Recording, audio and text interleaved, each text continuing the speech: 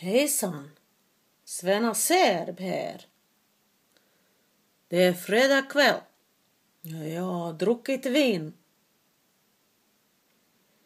Därför ikväll jag gör annorlunda. Ikväll jag tänker både svensk och serbiskt ordspråk.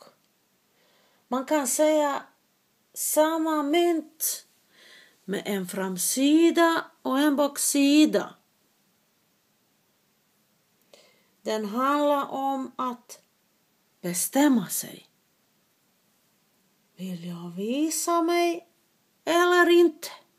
Jag vet inte.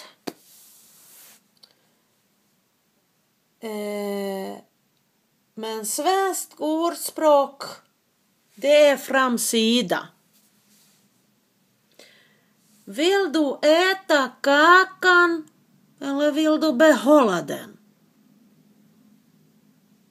Samma ordspråk, men på serbiska då blir det myntets baksida.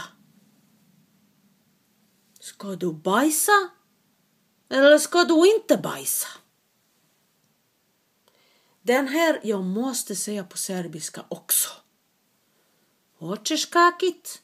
Nećeš kakit. Fattar du? Jättebra. Hallå, hej.